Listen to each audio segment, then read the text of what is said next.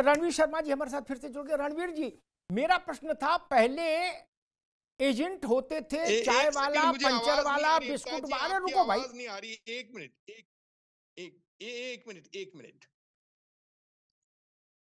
आ रही है आवाज?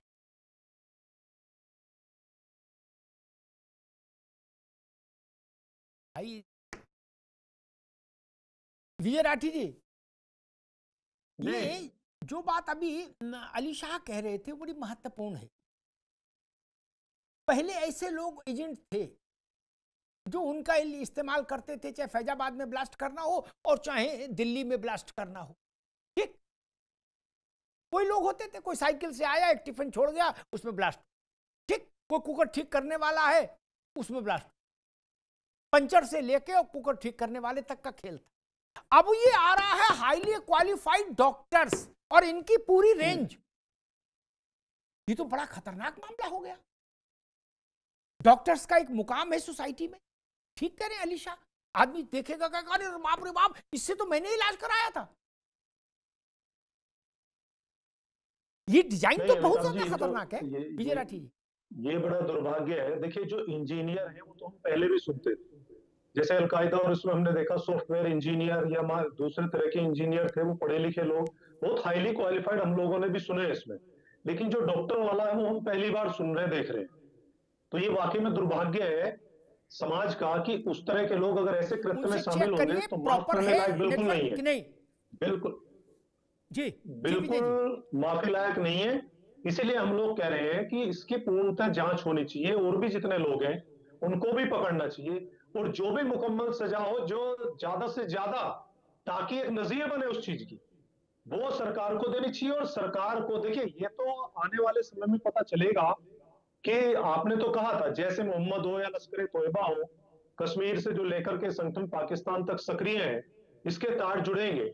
लेकिन प्रशांत ने नकार दिया शुरू में कि नहीं, पाकिस्तान के नहीं, वो यही के, वो पाकिस्तान को क्लीन चिट दे रहे, वो दूसरा एजेंडा चला रहे हैं। आप समझ, मैंने कोई क्लीन चिट नहीं दी। क्या यहाँ के नहीं है क्या ये भारत के नागरिक नहीं है क्या?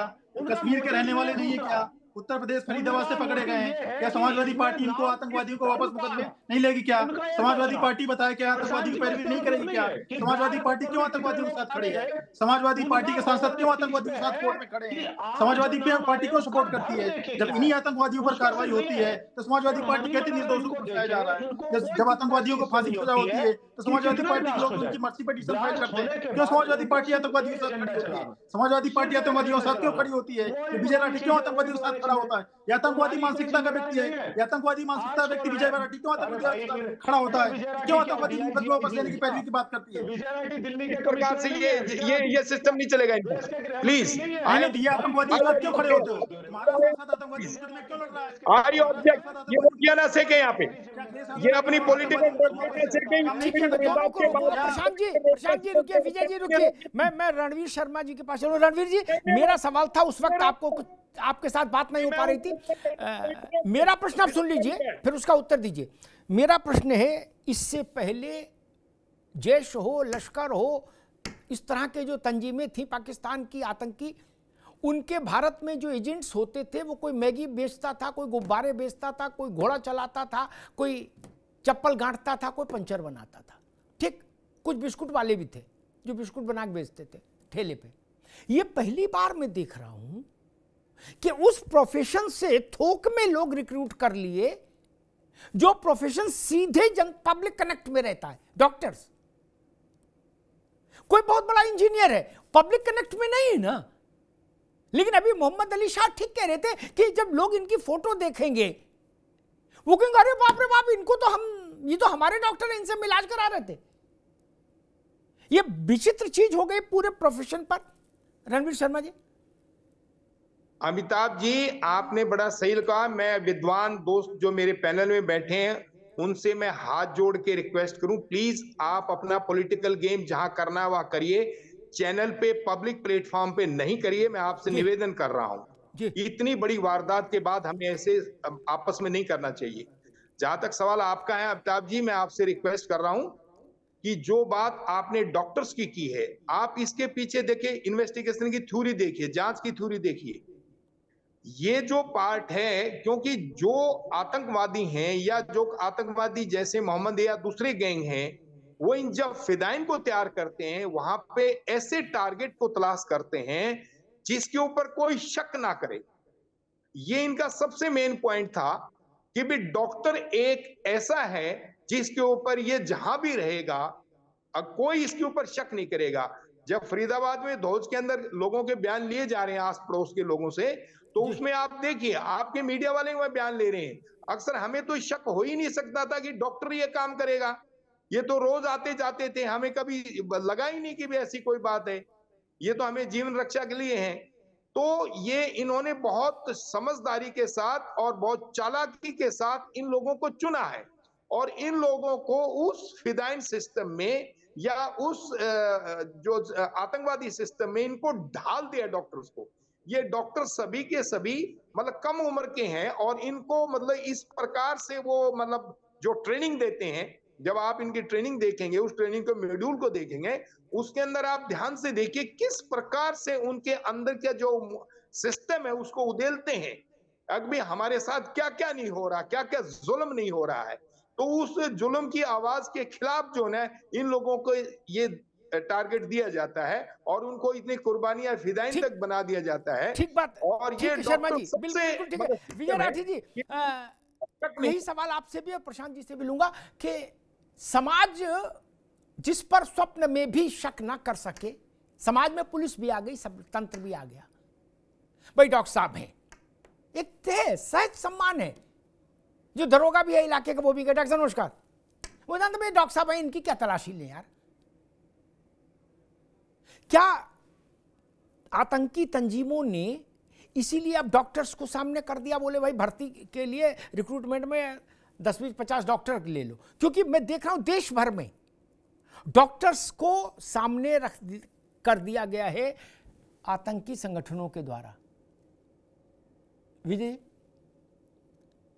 देखिए अमिताभ जी, दो पेशे ऐसे हैं इस दुनिया में जिन्हें अलग ही सम्मान की दृष्टि से देखा जाता है, एक तो डॉक्टर और एक शिक्षक। उन्हें हाँ इस चीज का एडवांटेज मिलता है बहुत सारी चीजों, और ये यहाँ बड़ा दुर्भाग्य है कि डॉक्टर लोग ऐसी चीज में शामिल हैं। लेकिन मेरा सवाल तो ये है, मैं तो फिर आपसे वही बोल रहा हूँ ना कि सरकार जो करे विपक्ष उसमें साथ है, लेकिन मेरा एक सवाल है बिल्कुल सीधा सपाट कि क्या इसमें सरकार जिम्मेदारी लेंगे? क्या प्रशांत जी कहेंगे कि हाँ सरकार की चूक हुई है, या कहेंगे नहीं ये तो विपक्ष की जिम्मेदारी? एक लाइन है, बिल्कुल बहुत सादा नहीं बोलना, इनसे एक सवाल का जवाब दिलवा दो कि हाँ सरकार से कहीं चूक हुई है, लेकिन पन्ना प्रमुख से ब्लॉक प्रमुख तक, अगर जिलेदार से आलमदार तक सारे यही तो है। कहीं भी हाथ बढ़ाओगे तो निकालोगे तो बीजेपी का पदाधिकारी, सरकार, मुख्यमंत्री और गृहमंत्री यही निकलेंगे। तो इनसे ये तो पूछो कुछ जिम्मेदारी है क्या?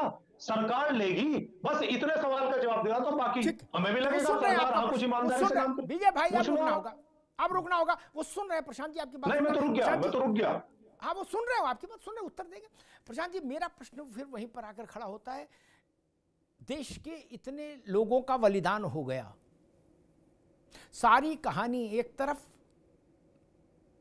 इन लोगों का जिनका बलिदान हुआ इनका कर्ज हमारे ऊपर रह गया। देश की रुचि किस्सा कहानी में नहीं होती, परिणाम में होती है। एक घटना घटी तो उसका प्रतिकार होना चाहिए। ऑपरेशन सिंदूर हुआ, देश को संतुष्टि हुई। क्या सरकार, क्या सत्ता प्रतिष्ठान इस दिशा में चिंतन कर रहा है कि हम इस कर्ज को कैसे चुकाएं? हम अपनी 8-10 लोगों की कुर्बानी जाया तो नहीं कर सकते कि कोई भी हिजबुल मुजाहिदीन का चेला चंटू आए और कार में विस्फोट करके 10-20 को करके निकल ले।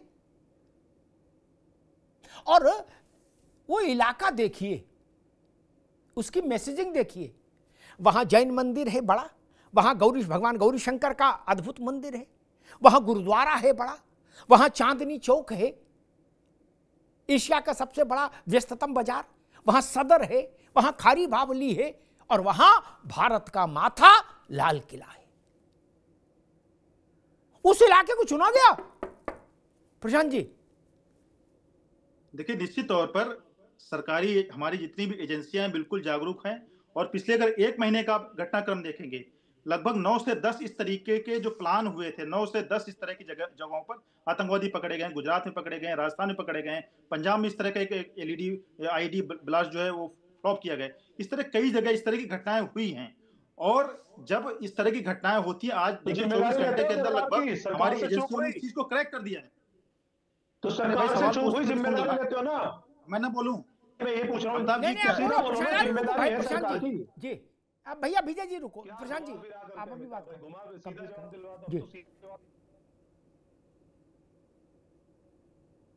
और मैं ये चीज को रखना चाहता हूँ कि जब भी कोई आतंकी घटना होती है, कोई आतंकवादी पकड़ा जाता है, आतंकवादी की पैरवी समाजवादी पार्टी के सांसद करता है। एक शर्जील इमाम आतंकी जो नॉर्थ ईस्ट को काटने की पैरवी कर रहा था, उसको अखिलेश यादव की सारे पे कपिल सिब्बल उसकी पैरवी कर रहे हैं। जब भी कोई आतंकवादी अपराधी इस तरह पकड़ा जाता है, समाजवादी पार्टी उसकी पैरवी करता है। अखिलेश यादव ने आतंकवादी को मुकदमे वापस लेने का प्लान करा था। ये जब सरकार से सवाल पूछते हैं, ये बताएं आतंकवादी को पैरवी क्यों करते हैं? हम तो आतंकवादी की पैरवी नहीं करते हैं। और अभी इन्हीं जब आतंकवादियों पर जो कई सारे डॉक्टर गिरफ्तार हो रहे हैं, यही समाजवादी पार्टी कल को कहेगी कि निर्दोष मुसलमानों को फंसाया जा रहा है। यही समाजवादी पार्टी कांग्रेस कहेगी निर्दोष लोगों पर अत्याचार किया जाता है। ये बोले कि हम नहीं सवाल उठाएंगे।